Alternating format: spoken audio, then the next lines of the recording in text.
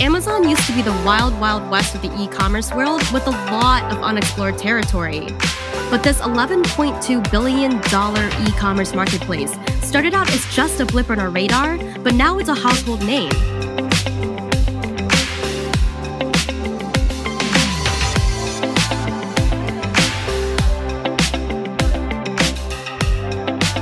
Welcome back to Multichannel Millionaire with your host, Celena Chong.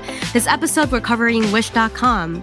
It's a relatively untapped market, and who knows, maybe it's your next $1 million opportunity. Here joining me is Sarah Luo over at Wish. She's the Director of Business Development, helping sellers succeed, maintain relationship. How's it going, Sarah? Good. How are you? Good. Can you tell me a little more about your job and what you do over at Wish?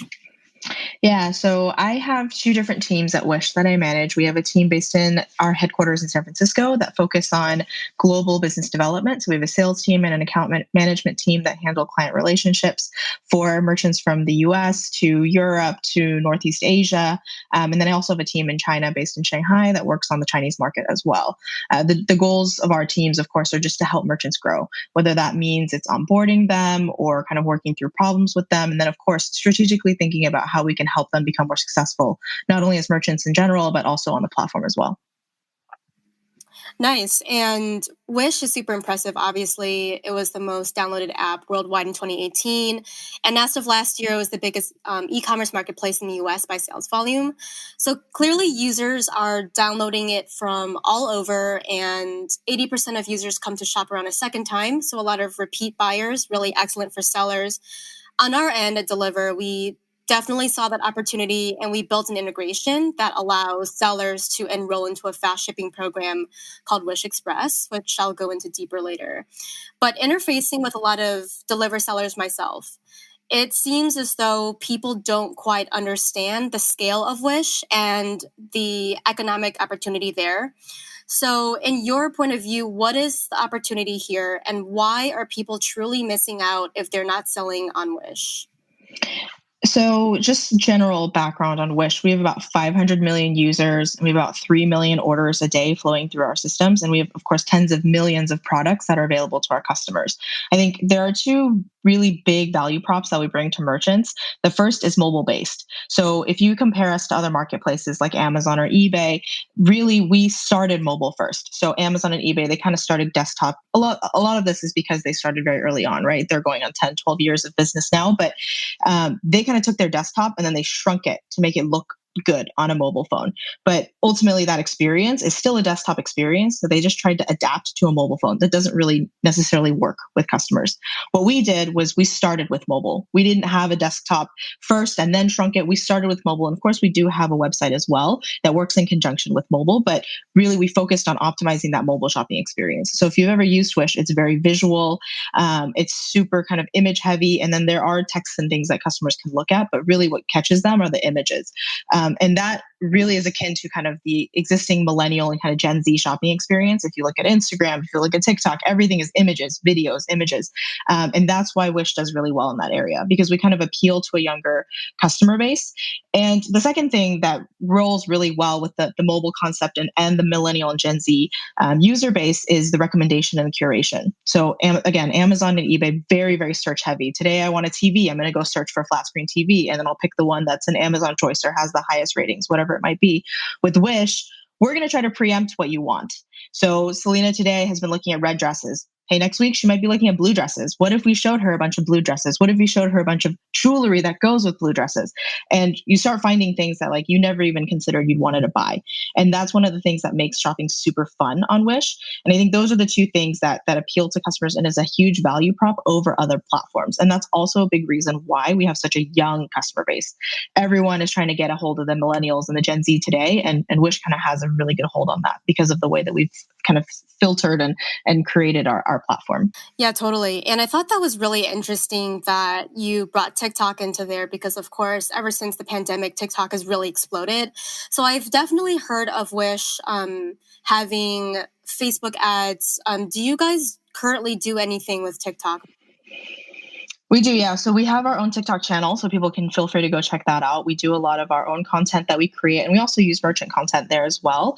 And then we, of course, do also run ads on TikTok as well. So anywhere we can get eyes and eyeballs, we'll do it. Oh, I didn't know you could do ads on TikTok. Are those like ads that you can see sort of like Instagram story based ads, or is it like influencers based right now? So we do work with influencers both on Instagram and TikTok. We have both of those, so those do work. In terms of the actual advertising platform, because it's not really my area of expertise, I wouldn't be able to speak too much on that. But from my experience with TikTok, there are definitely kind of paid ads that you can have before people start scrolling the feed and things like that. So that's probably likely what they're referring to there. But for sure, we have a lot of influencers, and we work a lot with the community to get the word out there. Awesome. So let's dive into some like actual clients and people you've worked with yourself. So, have you seen with your own eyes any success stories that you want to share about clients or superstars that you worked with who have gotten to over, for just an example, like $1 million return with just a handful of SKUs? And if so, like what did they do right, in your opinion? So we have some really big, well-performing U.S. like domestic-based sellers on our platform, and this is not necessarily easily replicable, but one of the things that really helped them do really well on the platform is be the first movers. So something we've learned a lot, working with brands and working with very large enterprise companies is they tend to be a little bit more risk averse. They're hesitant because they have to, determine what the resources are and whether or not they should actually invest into a platform. But what we found with people who are willing to kind of take that risk and take that first step and be the first mover on the platform, they end up being really, really successful. So two of our top performing US based merchants, one of them sells refurbished electronics, and then the other one sells kind of outdoor and hobby type furniture. So we're talking inflatable beds, inflatable pools, things of that sort. Those two merchants consistently dominate the platform. One of those things is they're a first mover, right? They were the first ones to sell those products on the platform. So customers really resonated with it when there was very low demand. And then the second thing that they really brought to the table was value conscious goods. So refurbished items, we all know, is you could get an iPad for half the price of a normal iPad or a new or unopened iPad, right? So that is value conscious. So our customers resonated with that. And then something else that we find with a lot of our customers, because we do appeal to a lot of customers in like tier 2, tier 3 cities, there are a lot of just kind of outdoor things that they don't want to spend a lot of money on. So if you're buying like an inflatable pool, it doesn't have to be a $4,000 pool that's kind of rooted in your actual backyard. It could be a pool that you can kind of put together during the summer and then take down for the winter or something like that. And so those types of products did appeal a lot to kind of younger based customers who may not have as much disposable income. So that comes up to the value conscious concept again as well.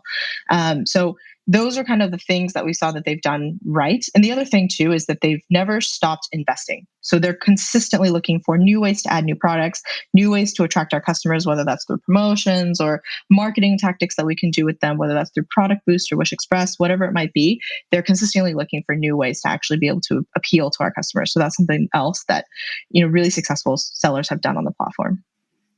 Yeah, so that's really interesting that you mentioned like inflatable pools and something very seasonal. And I was wondering, one of my future questions for you is going to be like, what are the top categories that are doing super well in Wish right now? And how can sellers really do that research and stay on top of the millennials and the Gen Z people of this world like? So, like any other platform, there's kind of your consistent products that sell well no matter what, right? So, you have your essentials. We have a lot of CPG on the platform, so consumer packaged goods. So, things like toothpaste, toothbrushes, health and beauty products, those will always consistently do well just because those are necessities. But we also have just seasonal products that tend to do really well. So, right now, summer. I think also because of quarantine and just because of COVID, our pools kind of just blew right out of the gate. No one has pools left anymore because everyone's looking for pools because they can't go to the public pool or lakes or beaches or whatever it might be. So those did really well. And then electronics are doing also really well. So I don't know if you've noticed, like switches are nowhere to be found because people are all stuck at home. So they're trying to play games and they're trying to get Xboxes and whatever that might be. So those also do really well. So something that our sellers should really look at is not only just kind of making sure that their core product line continues to do really well, because there's always going to be a category or type of product that a seller does really well at, but they should also kind of keep up with industry trends. So in the summer, that means summer products. when it comes to Halloween, we're going to be talking costumes. We're going to be talking, cosplay type products. And so those are the kinds of things that they should always be kind of on the lookout for if they have the extra ability to expand outside of their core product line. But those are kind of some of the strategies and suggestions we usually give to merchants in order to kind of keep up with what's going on industry wide and with just trending new things that come out. Interesting. And what a lot of our merchants do at Deliver is they parlay their assortment from one marketplace to the other. So a lot of people start on Amazon FBA. Our price and everything is kind of modeled off of Amazon FBA. And then from there, people will bring an assortment or like a really successful SKU or two that's been a superstar on Amazon, and then they will parlay that over to Walmart. But because of that, I'm wondering, in terms of what is doing well on Wish, it could greatly differ from any of those other major marketplaces. I'm just wondering, like, how does it differ from like Amazon, Walmart, eBay, those major sales channels? Are those categories that you just mentioned aligned to those of other sales channels? And, like inflatable pools, is that something that is specific to the Wish assortment that sellers should look at? Or should they look to scout, entirely like new products if they were to sell on Wish? Yeah, there are a lot of commonalities. So electronics will always be popular no matter which platform you're on. Seasonal products will be popular no matter which platform you're on. A lot of the time, with those products that are kind of industry standard, people are looking for price comparisons. They're trying to compare, is Walmart cheaper than Target? Is Target cheaper than Amazon? Is Amazon cheaper than eBay? And et cetera, and et cetera. So in those particular cases, we do encourage the merchants to make sure that they're pricing competitively. You don't want your product to show up more expensive on Wish or Amazon or vice versa, just because it's almost like cannibalizing yourself in that case. So that's something to keep in mind. But we do, at the end of the day, have distinctly different customer bases. So Amazon's customer is more of a prime customer, right? We're talking people with higher disposable incomes on tier one cities on the coasts, like Seattle, LA, SF, or things like that. So a lot of our customers, we span across the entire, country. We have some of our biggest zip codes are in like Florida, or maybe in the Midwest, or maybe in the Southwest. So that is something to keep in mind. So when merchants are considering products and considering pricing products, they can also think about, maybe this customer base is a little different. Maybe our prices have to be a little bit higher in the terms of value consciousness. So maybe you could price something maybe 5% higher on Amazon, but it might not necessarily fly on Wish, or vice versa. We've actually seen some products that do sell cheaper other places, but still sell for a higher price point on Wish. It really kind of depends on the actual product type that it is, I think. And it's really kind of up to the seller to not only understand the user, and that's where our team comes into play. Our business development team at Wish will help the merchants understand what our customer base looks like and how we can better help them to kind of strategize on what products to sell and what price points they should be selling their products at. Got it. And just going further into perhaps some like misconceptions that people have about Wish, especially on the Deliver platform, which I can speak on. One of them is being that it's a bizarre targeting experience of sorts. And when I even look online and search Wish in Google, there's like publications like Insider that are creating listicles, sensationalizing the entire Wish experience, emphasizing that some of these products tend to be, truly random. And that because of the low price point, it's often shown as lower than on the platform, that the margins are far too thin to really be able to make profits. So what would you say to a seller who thinks this? And are there any other misconceptions about the Wish platform from the user experience side that you would want to quash for sellers and address? Yeah, so to address your first point about how some of the products seem a little bizarre and the margins seem really low. So the first thing that we've done is, with the existing selection that you see on the platform, we've done a lot to cut out the middleman. So a lot of the times products you'll see in the US that are made in China, there's layers upon layers of margins added onto that, right? You have your manufacturer who actually manufactures the product at cost. And then you have the person who's actually buying and then distributing it. They have to add in their own margin. And then it finally gets to the US, where then the reseller in the US then has to add on an extra margin layer to it. And then it gets to the customer. Then you have taxes, then you have shipping, then you have all these extra fees. So when it actually gets to the end customer's hands, it's actually pretty expensive. But what we've done is we've cut out all of that middle middleman pieces. We go straight to the manufacturer, or sometimes we might go one step further and we get to a distributor in China. But that's where those thin margins, where those low prices come from. They might not necessarily be thin margins because you're kind of getting it right at the source. But so that's kind of why the prices are really cheap. So we've really done a lot of work and a lot of effort around kind of just cutting out all of those middle pieces that add on extra margins in those layers. And in terms of the bizarre products, to be honest, I don't necessarily have a good answer for that, because a lot of that comes from the curation and the actual customer experience. So it really depends on what you're searching. So if you happen to be searching for something in a little bit of a weird realm, then you're going to continue seeing like random products that'll just pop up. And I think that's also one of the really appealing points of Wish. You just see things that you just never even thought, one, existed, or two, that you ever needed. So I think that's one of the things that keeps Wish so consistently engaging and fun for customers. And that's why they continue to shop, even though they're getting random suggestions here and there.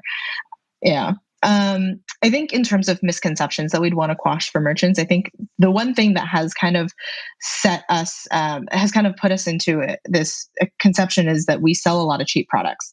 While that's true, and I did just explain, why our products are so cheap, we actually do have higher order value products that sell really well. Like I mentioned, how our top two sellers are electronics and pools. Like those aren't cheap products. Their average order values can be anywhere of $100 to $300 to $500, right? So it's a common misconception that our customers, because they're value conscious or because they might be younger, they're not willing to spend. That's not necessarily true.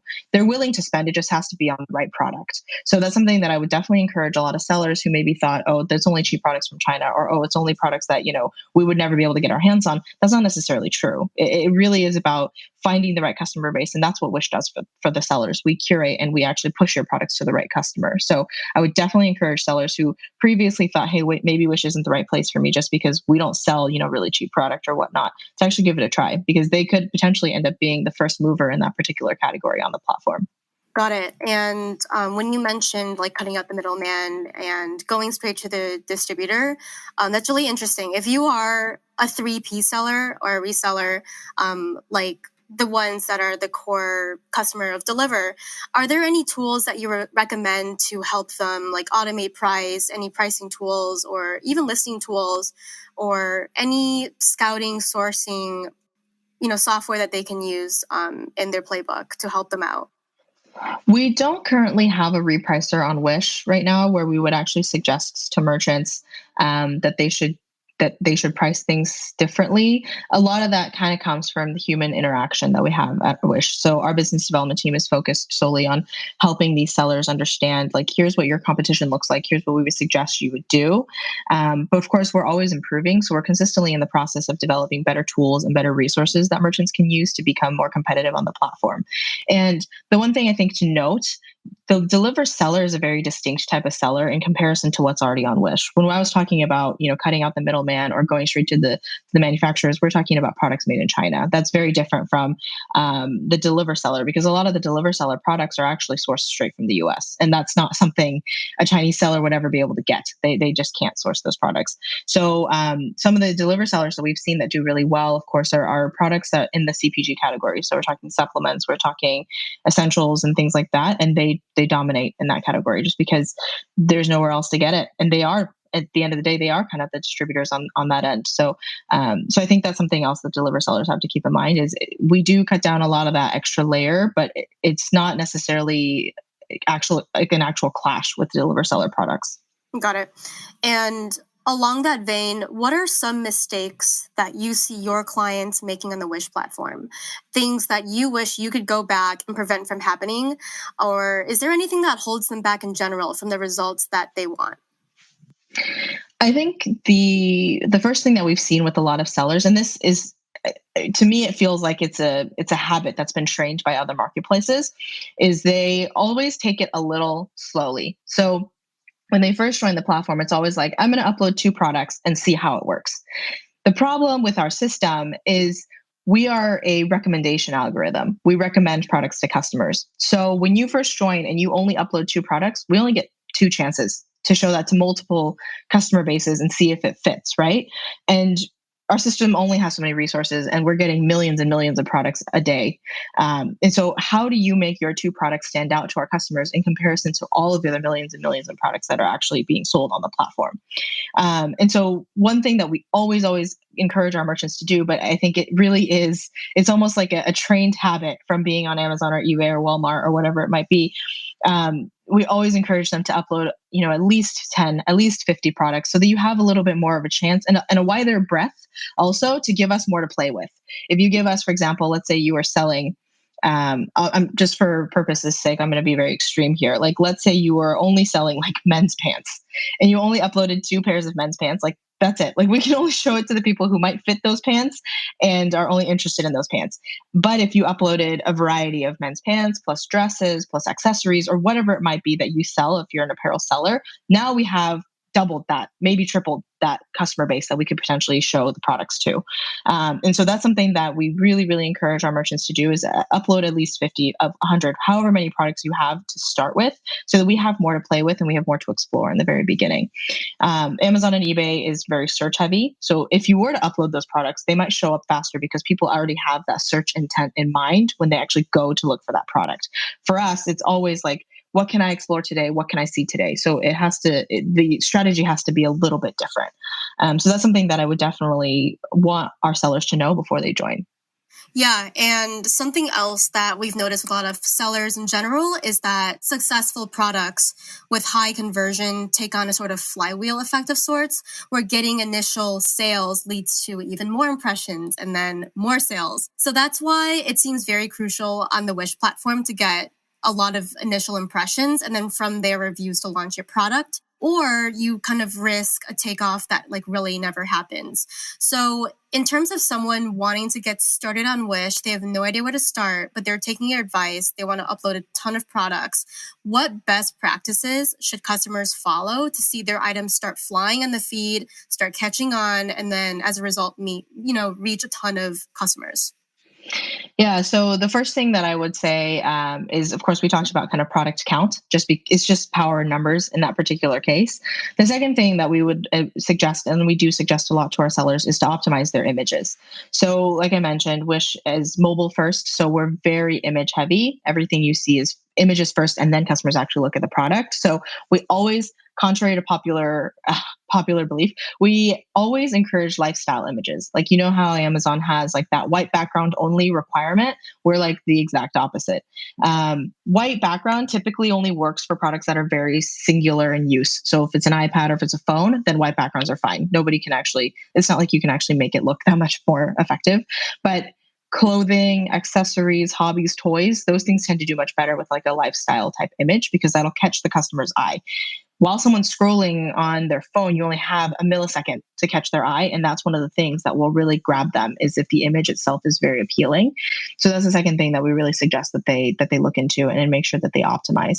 And then the third thing is to participate in some of our more kind of exposure oriented programs. So Wish Express, which you've already mentioned, and all Deliver merchants are immediately effectively in Wish Express, just because Deliver's 2-day delivery is very quick.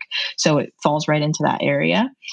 So Wish Express is essentially just, it's a faster shipping format, and it stands out to our customers because then they can tell that it's coming from a local warehouse, and they know that they can get it very quickly. So Wish Express kind of helps you elevate to a different tier of competition. So you're not necessarily competing with all of the masses out there. You're only competing against products that can also be delivered locally as well.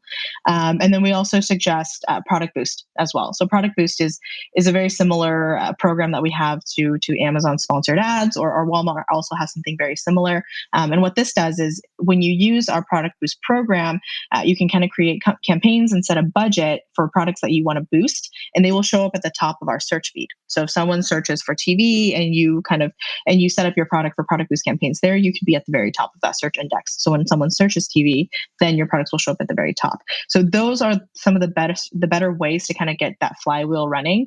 And our system is all kind of algorithmic, and it's machine learning, right? So the more history and the more information we have on the product, the better we get at showing it to the right people. And that's why that flywheel works once you've actually kind of triggered it.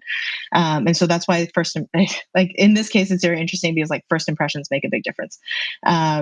So that's something that we would definitely encourage merchants to think about. Do any of these programs come at any extra cost to the seller? So Wish Express is completely free. There's there's nothing to be added in there. The only concept here is, of course, Wish Express does have requirements. So you have to be able to deliver within a certain time frame. So the standard Wish Express policy is delivery within 5 business days of order placement. So it's not delivery within 5 business days of order acceptance. It's when the customer places the order that it has to be delivered within 5 business days. And then for product boost, there are extra costs. So, but in that case, you actually have a lot of flexibility. So sellers can decide how much budget they want to set down, how many products they want to put in, and for how long they want to run the campaign. It could be as long as 2 days. It could be as short as 2 days, or it could be as long as 14 days. It really kind of just depends on what the seller's appetite looks like. But those are probably the 2 main programs, and then we do have a bunch of other kind of different programs for sellers that they could use. We have a concept of brand directory and brand tagging. So recently, we've really built up our selection of brands on our platform, and in order for your brand to stand out and to be shown, you need to make sure that the brand is in our brand directory and it's tagged. So those are all free to the seller. As long as they have the authorization to sell a brand, they can also add their products there. And we've actually seen some really good growth case studies from our sellers who have brand tagged their products, just because customers are able to associate their product with a well-known brand or a brand that they recognize. And it helps with the conversion quite a bit when it comes to kind of purchasing, just because of that trust factor. So those are all kind of programs. I think out of all of the programs that we have, Product Boost is probably the only one that actually has some sort of fee. Everything else is all within the system. So it seems as though when I look at Wish and from the customer experience, I do notice that there are a lot of not counterfeit products, but a lot of sort of copycat products, which are essentially allowed on Wish because it's not imitating the actual brand. Would you say that branded items in comparison to non-branded items do better, or is it vice versa, or is it dependent on the customer, him or herself? I think it's dependent on the brand. So something that, it's human nature. Everyone loves a too good to be true deal, right? So a lot of the times, like if it's imitation luxury or something like that, where it's not necessarily, counterfeit, but customers want to have something that looks like it. Very akin to like how H&M or Zara kind of run their business models. Those tend to be really popular, and it's hard for the actual brand itself to compete, right? Just because you could get something very similar looking, maybe not identical, but for much cheaper. Where we'll see the brand win out is where it's just something that's not easily imitated. Like nobody can imitate an iPhone, nobody can imitate a Samsung phone. So those products will tend to do really, really well. And then I think areas where brands will also kind of win out are, I think, just kind of bargain prices for brands. So something that we do really well in is kind of an outlet concept. If you think about it, it's a lot of like closeout discounted branded items. So these are the legitimate authorized branded items, but it might be closeout or clearance that brands need to liquidate. And those products do really, really well. So we have a lot of sellers that do sell those types of products, and they do succeed on the platform. So I do think it's kind of dependent upon the brand and the customer, of course, just to kind of see what their particular interests are. But that's kind of what I've seen so far. Got it. And Deliver, obviously, we released a Wish Expression connection where a merchant's products can receive additional marketing impressions to Wish consumers across in-app, email, and other marketing channels. So what are these marketing channels, and where does Wish advertise besides, I guess, like the obvious like social media platform, like on Facebook, and where's that extra exposure going? So some of the extra exposure pieces that we do for Deliver sellers comes within the app. So we have a bunch of different feeds, right? So our main impression feed is probably the latest feed, and that's where a lot of our impression boosts for our Deliver sellers will go. So anytime we have a Deliver seller come through, we'll do a lot of kind of back end internal boost for them, and their products will show up at the front of that latest feed. Of course, it also is dependent upon that curation for the customer, right? So if they've shown interest in this type of product, that's where it'll show up. Additionally, we'll also do a lot of complimentary product boost campaigns for a lot of our newer sellers from Deliver as well. And a big part of that is because we understand that they're new to the system and we want them to understand how the system works. And those particular promotions will show up in the search feed, kind of like how I mentioned. Their products will show up at the top of the search feed. So if customers searching for it, you'll kind of create a little bit of stickiness there because customers will recognize the brand or the merchant or whoever it is when they're buying. And then we also do a lot of in-app promotions through just a lot of our deal type products. So we have a Blitz Buy, which is like a wheel that you can spin every day with products that have discounts on it. We also do a lot of add to cart discounts and a lot of checkout discounts on particular products. And we'll always make sure that we add a lot of our top selling products and our kind of highly strategic sellers products into those programs as well. And then when we're talking about external advertising, we have programs like part of Product Boost called Max Boost. And we'll also do this complimentary for a lot of our strategic sellers as well, where we'll boost their products through our Facebook advertisements or our Instagram advertisements. And we do advertisements on a bunch of different external sites. It might not necessarily just be restricted only to Facebook and Instagram. It could be anywhere else.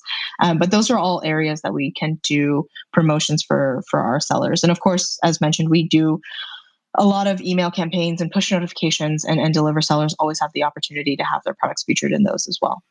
Got it. And Max Boost, is that a separate program or is that within Wish? It's within Wish. It's part of Product Boost. And so sellers have the option to choose. We also launched a new one as well called Brand Boost. And this is actually an automated program for sellers that are in Product Boost, so long as their product is brand tagged.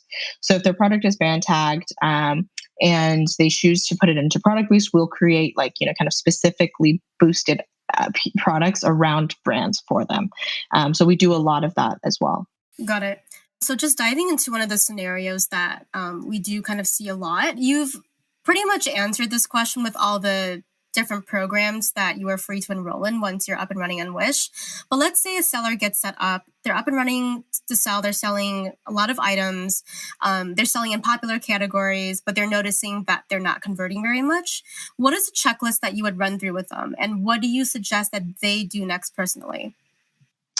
So there are a couple of things that I would look at first. The first thing I would look at is their impression to conversion ratio. So are you getting a bunch of impressions, but the conversion is off? Or are you getting a bunch of impressions and a bunch of add to carts and then the conversion is off? So kind of we always dive very deep into like every step of the funnel with our merchants to understand what exactly is causing that problem.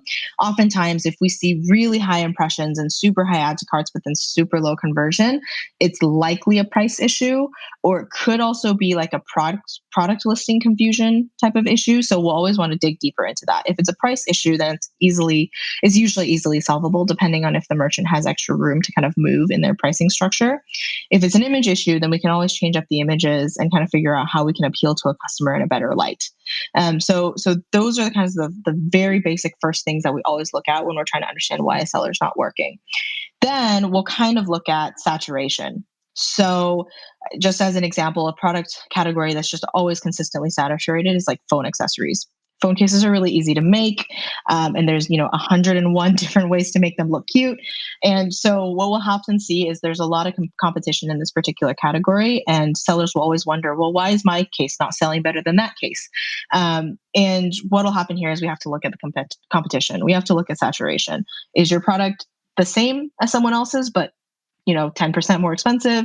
Is your product the same as someone else's, but cheaper? In those cases, we kind of want to understand what's causing that. Why is your competitor doing better than you, or vice versa? And so that's another thing that we also want to look at with our sellers. And then lastly, we obviously want to look at whether or not they're actually taking full advantage of all of those programs we talked about. If they have the ability to ship Wish Express, but they're not in Wish Express, why? How can we help you get a part of it? How can we help you get that 3x exposure that you're potentially going to be able to get? Are you selling internationally if you have the capability to do so?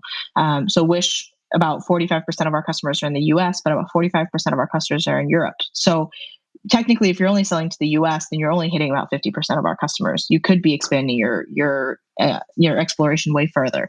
So that's something else we'll look into. Have you tried Product Boost? Have you tried brand tagging? Those are all things that we'll kind of run through on a checklist to make sure that they're really making the most of their experience at Wish. Right. And you might not know the exact number here, but if there is a product that doesn't have the Wish Express tag and a product that does, which is the exact same product, what is the estimated lift and conversion, extra conversion that you get on a product that has that, Wish Express badge or any of the other badges that we've talked about earlier? So yeah, I don't have an exact number for conversion, but what we do tell a lot of our sellers, and we have seen this be true, is that if you're in Wish Express, we can see up to 3 times more exposure for that product than if the product was solely just in a standard shipping format. And a lot of that just stems from the fact that customers want things faster. And again, like I mentioned, you're competing in a different you're competing in a different circle. Just because you're not competing with the entire mass, you're competing with just the sellers that can actually sell express. So you might have a better chance of standing out too. Got it. And let's say that you're selling a very high in demand product and you're doing well, but then you see competitors starting to saturate the space.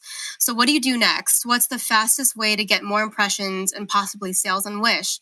Is it time to ditch the product, to jump ship, or drop the price? I wouldn't ditch the product so fast. I'm a very strong believer in kind of iterating and testing and iterating and testing until you finally, maybe at some point you'll give up. Obviously, when resources outweigh, the actual benefit. But one of the things that I would look at first is understand why their product might be better. If they're getting more impressions than you, or if they're kind of taking away impressions from your product, is it because they're cheaper? Is it because their product is more advanced, or are their images more impressive? Then I would iterate on that. If it's price, I can drop my price a little bit more if I have a little bit more margin or wiggle room to move that way. Are they selling it? Are they actually taking my IP and infringing on it? Then that's very easy, right? I can remove that product because they are not authorized to sell it. Is it because their images are more pretty, or is it because they have more lifestyle photos? Then that's fine. I can invest, and I can also put into more product images as well. And then there's something, another thing to just consider is if there's a lot of sellers that just do one vertical, they only sell that type of product, and that's just what they're good at. I know it's not necessarily the right answer for every merchant, but we've definitely seen some success stories in this area with merchants that are able to expand outside of their comfort zone.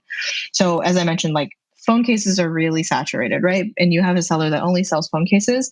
Well, it's going to be really hard for you to consistently stand out when everyone comes in making phone cases, just because the barrier to entry can be lower than others.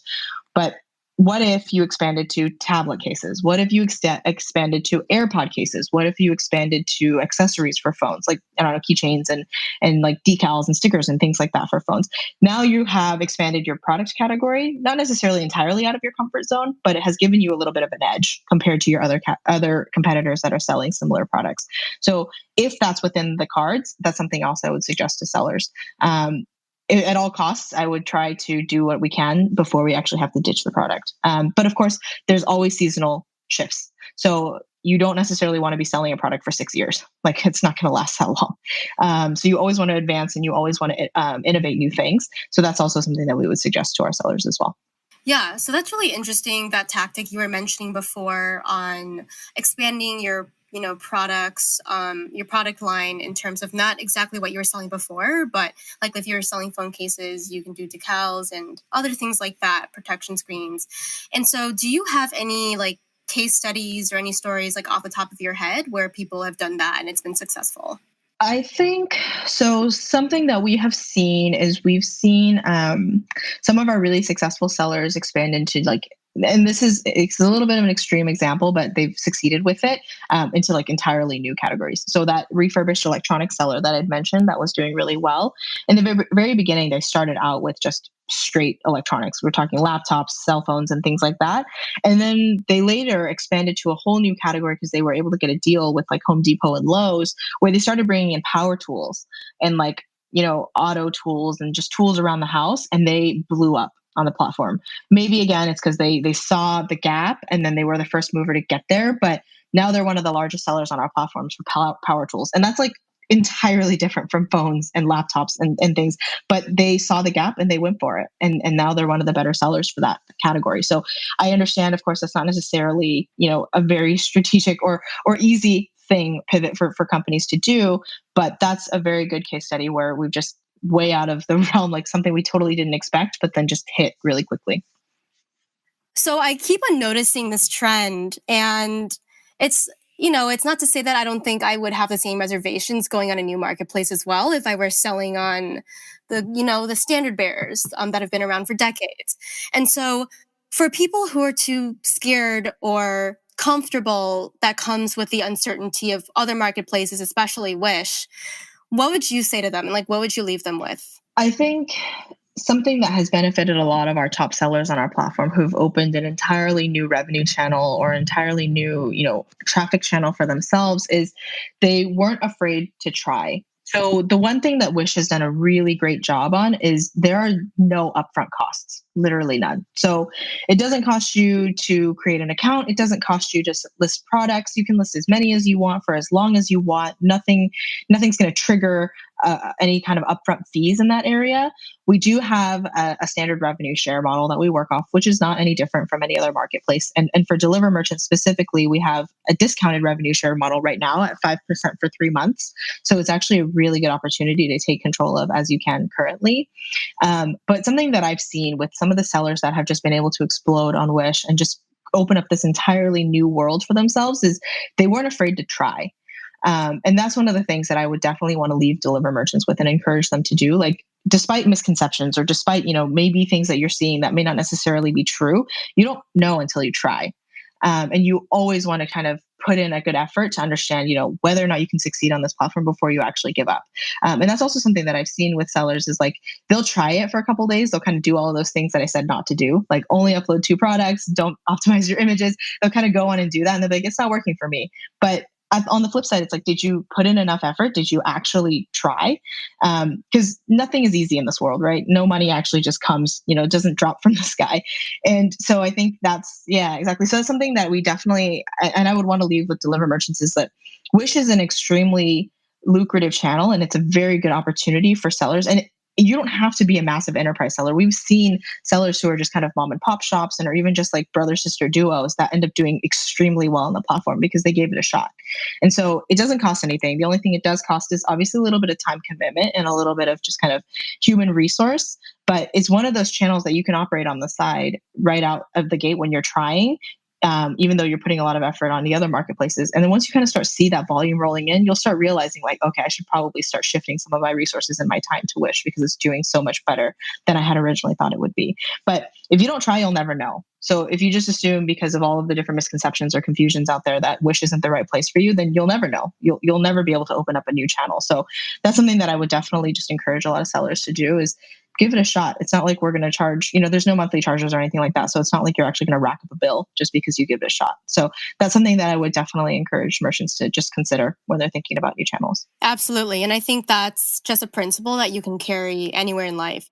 Thank you so much, Sarah. You covered all of my questions. Is there anything else that I might have missed or forgot to mention that you want to bring to the forefront of this conversation? I think we covered a lot. I do want to just kind of hone in on that last point of just, giving it a try. You have to just give it a shot until to understand if it actually is beneficial for you. And a lot of, that very famous idiom, don't knock it till you try it. You never really know if it's going to be a good channel for you until you actually give it a shot. So I would definitely recommend and encourage merchants to just try and see how it works. Thank you so much, Sarah.